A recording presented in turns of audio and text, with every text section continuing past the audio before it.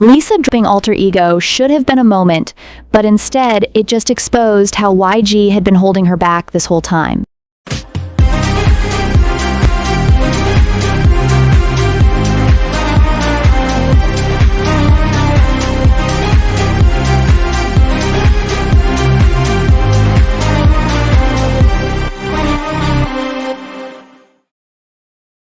Oh wow, would you look at that? I have opinions. Shocking, right? And guess what? They might not align with yours. Tragic. But let's be real. I'm not here to hold hands and sing Kumbaya with every single person watching. If you came looking for sugar-coated, people-pleasing nonsense, you're in the wrong place. I say what I mean, and I mean what I say.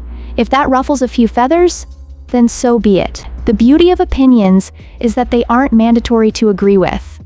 Wild concept, huh? But unlike some of y'all who short-circuit at the first sign of disagreement, I actually welcome different takes, as long as they don't sound like they were typed in a blind rage at 2 a.m. So, Rogeries, welcome back. I've got more opinions to throw into the void, and you already know they're not going to be the copy-paste nonsense everyone else is regurgitating. Buckle up, grab a snack, and let's get into it.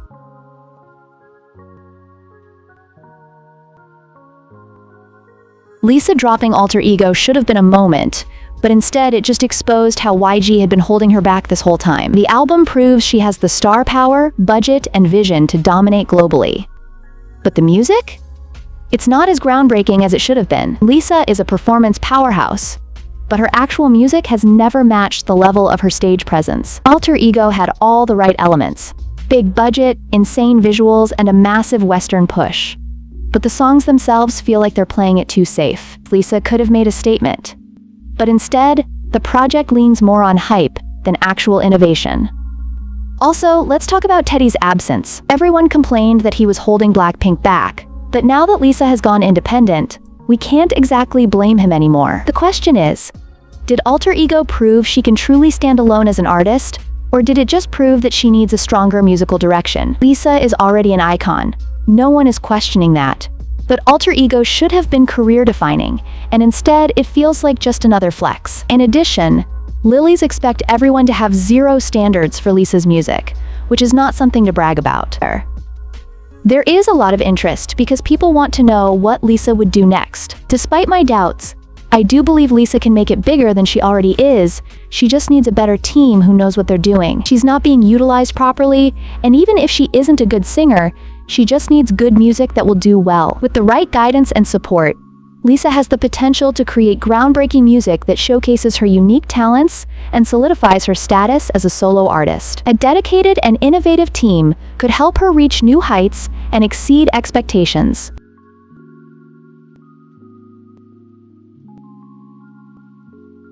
Rosé, Jennie, and Jisoo have been thriving solo, and honestly, it's proving just how much YG was holding them back musically. Each of them has stepped into their own lane and is showing more personality in their solo work than they ever did under YG. Rosé finally embraced her indie pop side, which suits her so much better than the generic YG baddie image they tried to box her into. Her voice was made for raw, emotional tracks, and now that she's out of YG's control, she can actually explore that without being forced into a BP-style comeback. Her recent album did very well, and she even had a hit, making her the first female K-pop artist to have a hit in the West on the Billboard Hot 100. Jennie was always the most brand-savvy member, and You and Me just solidified her as K-pop's it girl turned global celebrity. Her recent releases solidified her even more as someone more than capable of being successful in the Western market. She doesn't even need to drop an album.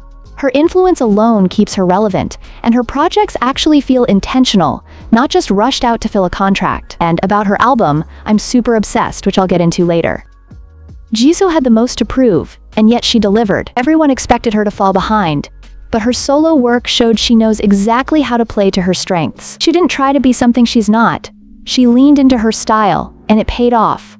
It's actually crazy how much more freedom and personality they've shown outside of Blackpink. Their solo careers feel way more inspired than anything they were given as a group in recent years. At this point, if Blackpink ever comes back, they're going to have to step it up, because their solo work is proving they might not even need to be BP anymore. But what are your thoughts?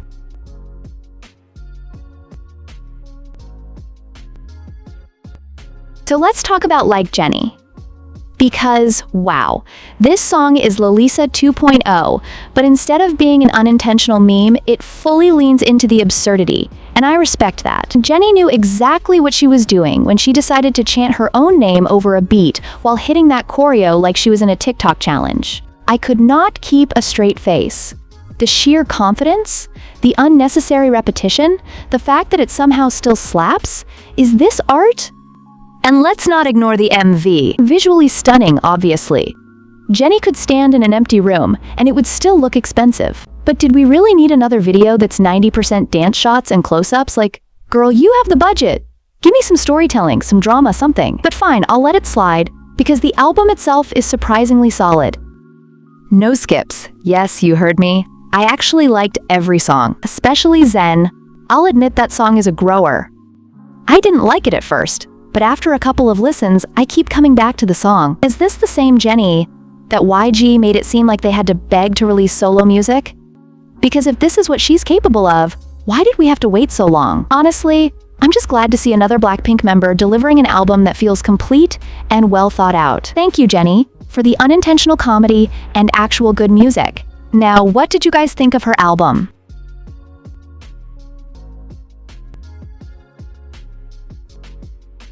What the?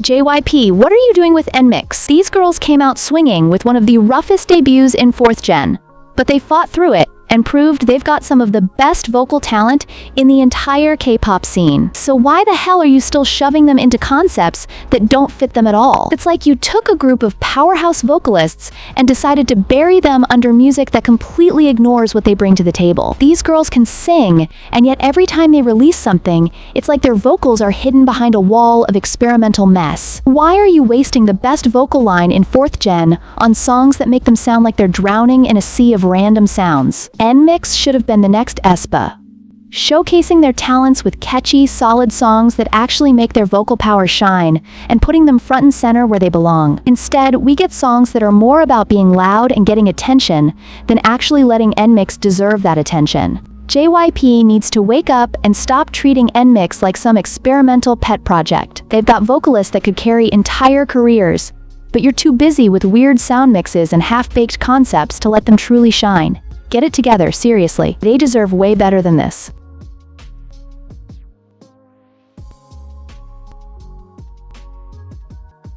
K-pop idols really need to rethink this rush to make it in the Western market. Look, it's not just about visibility or showing up in the right venues, it's about having music that actually resonates with people. Too many idols are in a hurry to break into Western charts, but sometimes their music just doesn't live up to the hype or hit the right notes for international listeners. It's like they're more focused on checking off the global success box than actually creating music that has substance. Instead of just trying to break the West, idols should focus on making music that's genuinely good and reflects their true potential. If your sound is solid, and you're putting out tracks that speak to people on a deeper level, success in any market is going to follow naturally. The visuals, the brand, the social media presence, they're all great, but when it comes down to it, the music should always be the priority. A flashy image and clever marketing can only take you so far.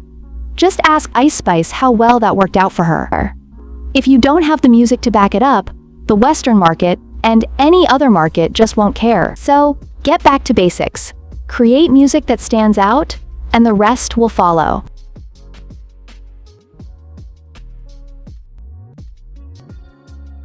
Why is every K-pop group suddenly being forced into the icon category like it's some mandatory checklist for success?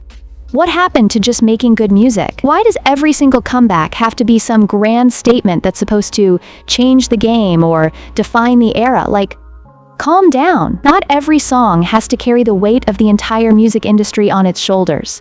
Sometimes, just a solid track is all we need. Can we please stop acting like every release is some cultural reset that will rewrite history? I swear, it's like companies are sitting in a boardroom saying, how can we make this comeback iconic? And in the process, they forget that making good music is what actually gets people's attention. Not every song needs to be a moment. You know what happens when you try too hard to force an iconic song down our throats? It sounds desperate and boring. You're not reinventing the wheel every time, and that's okay. Honestly, When was the last time a song just existed and did well because it was catchy, well-produced, and made us feel something? I don't need every release to be game-changing, I just need something I can vibe to. Is that so much to ask? Just give us good music without the unnecessary pressure to make it a freaking icon.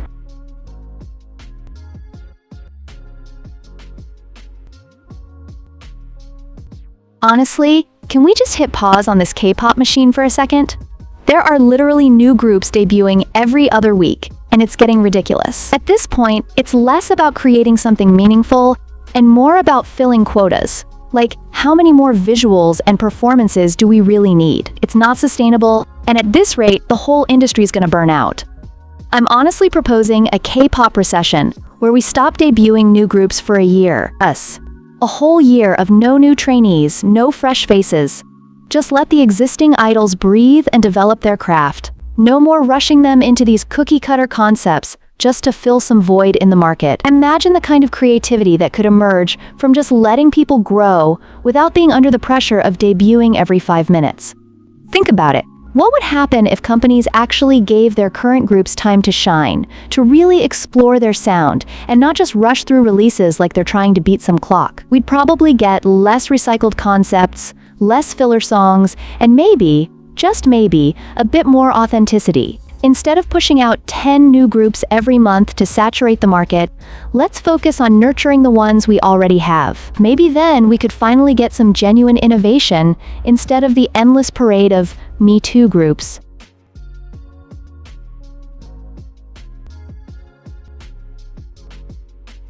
Some idols have solo potential that could set the world on fire.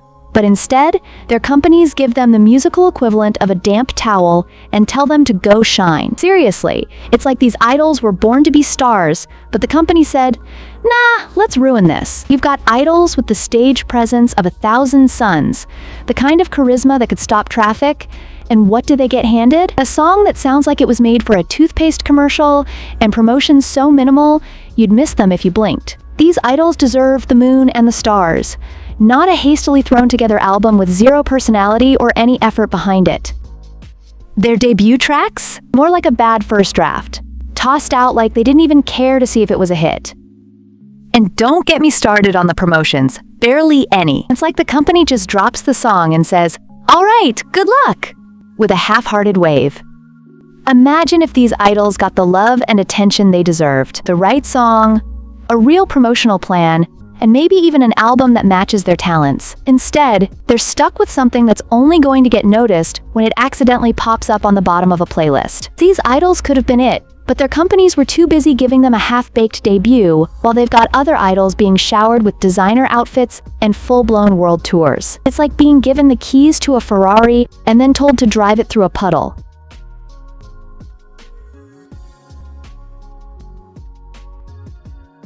Some of y'all need to humble yourselves immediately because the way certain fandoms act like they personally put their faves on the charts with their bare hands is actually hilarious. Like, sure, streaming parties and bulk buying albums help, but let's not pretend your manifestation tweets and streamer flop threats are the sole reason your fave has a career. Sometimes, an idol is successful because their company actually knows how to market them. Sometimes, a song is just good and catches the general public's attention without your 100-tweet thread about why it's a cultural reset. Not everything is a result of your superior fandom dedication.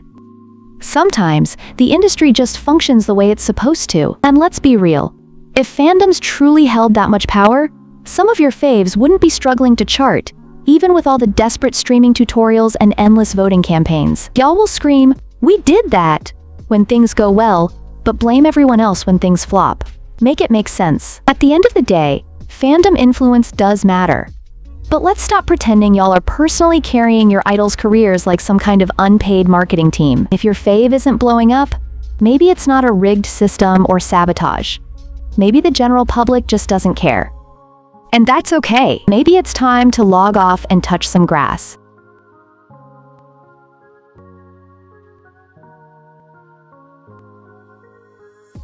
Some K-pop songs are so lifeless in the studio version that you'd think they were recorded in a coma. But then you hear them live, and suddenly, it's like the song actually has a pulse. Funny how that works, right? Look. I don't know what kind of overproduced, soulless mixing is happening in these studios, but some songs genuinely sound like a PowerPoint presentation with auto-tune slapped on top. No dynamics, no grit, no real feeling. Just a perfectly sterile, over-polished track that might as well be playing in the background of a fast food commercial. Then comes the live performance, and boom! The song actually works. The energy is there, the vocals aren't buried under 20 layers of filters, and the idols finally get to perform instead of sounding like they're trapped in a box of corporate-approved perfection. And let's not even get started on live bands, because the way a real instrumental can elevate a song is insane. Suddenly, that forgettable track on the album becomes an experience when performed on stage. Some groups are made for live performances, yet their studio recordings do them so dirty, it's almost insulting. Why would I listen to the watered-down, factory-produced version when the real magic is happening on stage? K-pop companies need to stop draining the life out of their own songs, maybe. Maybe if they put half as much effort into their studio recordings as they do into performance stages, we wouldn't have this problem.